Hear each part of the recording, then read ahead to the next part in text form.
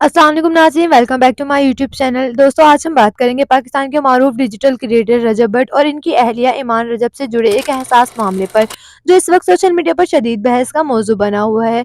ईमान रजब, जो रजब भट्ट की अहलिया है, निकाह के बाद तेजी से आवाम की तवज्जो का मरकज बनी और आज वो अपने एक मजबूत और मजबूत फैन फॉलोइंग रखती है। ईमान हमेशा अपने शौहर के साथ खड़ी नजर आई, चाहे हालात कैसे भी हों। गुज़श्ता रोज रजब भट्ट ने सोशल मीडिया पर ईमान के भाई के खिलाफ संगीन इल्जामात आयद किए और साथ कुछ सबूत भी शेयर किए। उस दौरान एक लीक होने वाला वॉइस नोट सामने आया, जिसमें ईमान रजब रोते हुए अपनी सास से बात कर रही है। वॉइस नोट में ईमान कहती है, अम्मी, मैं आपको कई बार बता चुकी कि किवान का ज़िक्र आपके व्लॉग्स में करना ज़रूरी नहीं। लोग टिकटॉक पर इसे गालियाँ देते हैं।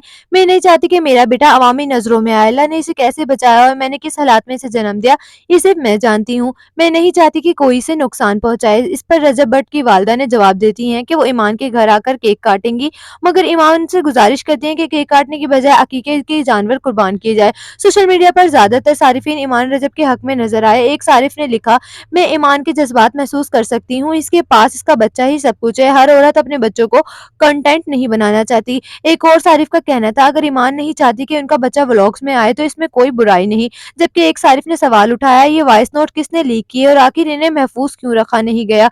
दोस्तों, आप इस मामले पर क्या राय रखते हैं? क्या ईमान रजब का अपने बच्चे को मीडिया से दूर रखने का फैसला दुरुस्त है? कमेंट्स में अपनी राय जरूर दें। वीडियो को लाइक करें और मजीद अपडेट्स के लिए हमारे चैनल को सब्सक्राइब करना ना भूलिएगा।